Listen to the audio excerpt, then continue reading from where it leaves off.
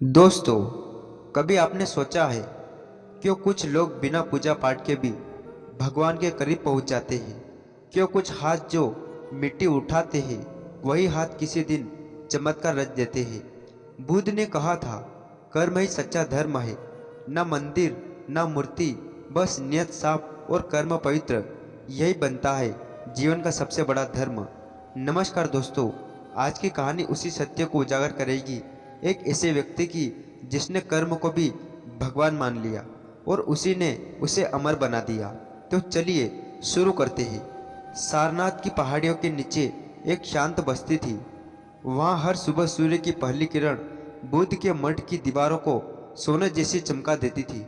उस मठ में सैकड़ों भिक्षु ध्यान करते थे, लेकिन उनमें से एक भिक्षु था जो हमेशा बेचैन रहता था। अनंत युवा था, तेज था, पर उसके मन में एक सवाल बार बार उठता था, मैं दिन रात साधना करता हूँ, फिर भी मुझे शांति क्यों नहीं मिलती? वह हर सुबह दूसरों की तरह ध्यान करता, बुद्ध के उपदेश सुनता, पर भीतर एक खालीपन था। उसके मन में यह अहम था कि वह सबसे आगे बढ़े, सबसे पहले प्रबुद्ध हो जाए। एक दिन जब बुद्ध सभा में बैठे थे, अनंत आगे आया और बोला, भगवान, मैं ध्यान करता हूँ, सेवा करता हूँ, नियम का पालन करता हूँ, फिर भी मन अशांत क्यों रहता है? बुद्ध ने उसकी ओर देखा और शांत निर्मल दृष्टि से कुछ पल मौन रहे, फिर बोले, अनंत, तू बहुत कुछ करता है पर होता कुछ नहीं। तेरे कर्म में अपेक्षा है, तेरी सेवा में छाह है। जब कर्म पूजा बन जाए तभी धर्म प्रकट होता है। अनंत कच्चित उसे लगा बुद्ध कुछ रहस्य कह रहे हैं जिसे वह समझ नहीं पा रहा। बुद्ध ने धीरे से कहा, कल से तू ध्यान नहीं करेगा, कोई उपदेश नहीं सुनेगा, बस वही करेगा जो जीवन तेरे सामने लाएगा, बिना चयन, बिना शिकायत। अनंत बोला, पर प्रभु, फिर मैं साधना कैसे करूँगा? बुद्ध मुस्कुराए, और यही तेरी साधना होगी। अगली सुबह उसे रसोई में भेज दिया गया। जहाँ पहले वह कमलासन में बैठकर ध्यान करता था, अब वह मिट्टी के बर्तनों को धो रहा था। सूर्य की तपती किरणें चलती, चूल्हे की गर्मी और धुएं के बीच उसके भीतर असंतोष भड़क उठा। वह सोचने लगा, मैं ध्यान करने आया था, न कि रसोई में नौकर बनने। लेकिन बुद्ध का वचन याद आया, जो जीवन लाए वही तेरी साधना है। वह चुपचाप रहा, बर्तन धोता रहा। दिन बीते, हफ्ते बीते, भीतर क्रोध, फिर थकान और फिर मौन। धीरे धीरे उसे लगा कि उसकी सांसें किसी लय में बहने लगी है। हर बर्तन धोना जैसे ध्यान का हिस्सा बन गया। जब कोई साथी गलती करता, वह डांटने की जगह मुस्कुरा देता। कुछ भीतर बदल रहा था, बिना शब्दों के। एक दिन वह थका हुआ रसोई के पीछे बैठा था, तभी बुद्ध वहां पहुंचे। बुद्ध ने पूछा, थक गया अनंत? वह बोला, शरीर थका है पर मन शांत है प्रभु। पहली बार ऐसा लगा कि काम करते करते मन खाली हो गया। बुद्ध मुस्कुराते हुए बोले, यही पहला द्वार है अनंत। जब काम ध्यान बन जाए, जब कर्म में मन ना रहे, तब धर्म प्रकट होता है। अनंत की आंखें भर आई। उसे लगा जैसे किसी ने उसके भीतर की गांठ खोल दी हो। पहली बार उसे समझ आया, ध्यान का अर्थ भागना नहीं, बल्कि हर कर्म में पूर्ण उपस्थिति होना है। उस रात वह आकाश की ओर देखता रहा। तारे जैसे मौन में उसे कुछ कह रहे थे। उसके मन ही मन कहा, अगर हर काम ईश्वर की तरह किया जाए तो क्या वही धर्म है? वह मुस्कुराया, शायद उत्तर भीतर से आ चुका था। उस रात वह आकाश की ओर देखता रहा। तारे जैसे मौन उसे कुछ कह रहे थे। उसने ही मन कहा, अगर हर काम ईश्वर की तरह किया जाए तो क्या वही धर्म है? वह मुस्कुराया, शायद उत्तर भीतर से कुछ आ चुका था। अनंत के भीतर शांति की हल्की किरण फूट चुकी थी। वह अब हर काम को मौन में करता था, चाहे बर्तन धोना हो या झाड़ू लगाना। अब उसे यह फर्क नहीं पड़ता था कि कौन सा क्या सोचता है, पर साधना का मार्ग कभी सीधा नहीं होता। जब मन स्थिर होने लगता है, जीवन में उसे गति आता है। एक दिन भोर में जब वह आंगन साफ कर रहा था, मठ का एक अमीर दानदाता आया। उसके साथ कई सेवक और वस्तुओं का ढेर था। सब भिक्षु इकट्ठा हुए। वह आदमी बुद्ध के चरणों में झुका और बोला, भगवान, यह वस्त्र मैं आपके शिष्यों को अर्पण करना चाहता हूँ। बुद्ध मुस्कुराए और बोले, अर्पण तो तेरे भाव पर निर्भर करता है, वस्त्रों पर नहीं। उन्होंने कहा, अनंत, तुम इन वस्त्रों को भिक्षुओं में बांट दो। अनंत ने झोले उठाए और बांटने लगा। हर किसी को मिला पर अंत में एक वस्त्र बच गया। वह सोचने लगा, यह वस्त्र किसे दूं? एक भिक्षु आया और बोला, यह मेरा होगा, मैं सबसे वरिष्ठ हूँ। दूसरा बोला, नहीं, मैं पिछले कई महीनों में बिना वस्त्र के हूँ। अनंत का मन द्वंद्व में था। उसने सोचा, अगर मैं गलत दूंगा तो सब नाराज होंगे। वह भूत के पास गया और कहा, प्रभु, एक वस्त्र बच गया है, किसे दूं? बुद्ध ने आंखें बंद की और बोले, जिसे इसकी सबसे कम आवश्यकता है उसी को दे दो। अनंत हतप्रभ था, प्रभु का कम आवश्यकता वाले को क्यों? बुद्ध बोले, क्योंकि वह बांटना जानता है और जो बांटता है वही सबसे धनी होता है। अनंत लौटा। उसने वस्त्र उस भिक्षु को दे दिया जो हमेशा दूसरों की मदद करता था। सभी चुप रहे, पर भीतर अनंत की परीक्षा शुरू हो चुकी थी। अगले दिन वही वरिष्ठ भिक्षु जिसने वस्त्र नहीं पाया था क्रोध हो उठा। उसने अनंत पर आरोप लगाया, तुमने मुझे अपमानित किया है, मैं सबसे वरिष्ठ हूँ और तुमने मेरे स्थान का आदर नहीं किया। अनंत मौन रहा, उसने कुछ नहीं कहा, लेकिन भीतर कहीं आग जल उठी थी। वह सोचने लगा, मैंने कुछ गलत तो नहीं किया, फिर भी मुझे दोष क्यों मिल रहा है? रात हुई, वह भूत के पास गया। उसकी आंखें नम थी। प्रभु, मैंने आपके कहे अनुसार किया, फिर भी लोग मुझे गलत कह रहे हैं। बुद्ध ने कहा, अनंत, जब तू सत्य के मार्ग पर चलेगा तो लोग तेरे कर्म को नहीं समझेंगे। कर्म का फल तेरा धर्म है, दूसरों की राय नहीं। फिर उन्होंने कुछ पूछा, जब तुझ पर आरोप लगा तब तेरे भीतर क्या हुआ? अनंत बोला, थोड़ा दुख, थोड़ा क्रोध। बुद्ध ने कहा, यही तेरी अगली परीक्षा है। जब कर्म बिना में के तो हाँ हो, तब दुख रहेगा। क्रोध याद रख, तब तभी धर्म है जब उसमें गायब हो जाए। कुछ दिन बाद गांव में अकाल पड़ा। मठ में रखा अन्न कम था। बुद्ध ने आदेश दिया कि जो भी भोजन है वह सब गांव वालों को बांट दिया जाए। अनंत अब अन्न बांटने समय कांप गया। प्रभु, अगर सब दे देंगे तो हम क्या खाएंगे? बुद्ध बोले, अनंत, जो देता है वह कभी खाली नहीं रहता। देने वाला सभी ब्रह्मांड का हिस्सा बन गया है। अनंत ने देखा, बुद्ध ने खुद अपना पात्र भी खाली कर दिया था। वह चुपचाप सब बांट आया। अगले दिन जब वह लौटा तो देखा मठ के द्वार पर एक अनजान व्यक्ति खड़ा था जिसके पास गाड़ियों भर अन्न था। वह बोला, कल रात मुझे सपना आया। कोई कह रहा था कि बुद्ध के मठ में भूख नहीं लगी है, इसलिए मैं यह अन्न लाया हूँ। अनंत वही खड़ा रह गया, आंखों में आंसू थे। उसे पहली बार लगा, कर्म का फल कभी खोता नहीं। जब मन शुद्ध होगा, ब्रह्मांड स्वयं सहायता करता है। 20 रात बुद्ध ने सभा में कहा, भिक्षु, कर्म धर्म तब बनता है जब वह लाभ के लिए हो, भय के लिए। जब कर्म प्रेम से किया जाए तो वही ध्यान है। अंत में मौन बैठा रहा। उसके भीतर कुछ बदल रहा था। वह समझ रहा था कि अगली साधना ध्यान नहीं बल्कि हर क्षण की सच्ची उपस्थिति है। रात का समय था। मठ की सारी दीपकें बुझ चुकी थी। बस बुद्ध के कक्ष में हल्की सी ज्योति जल रही थी।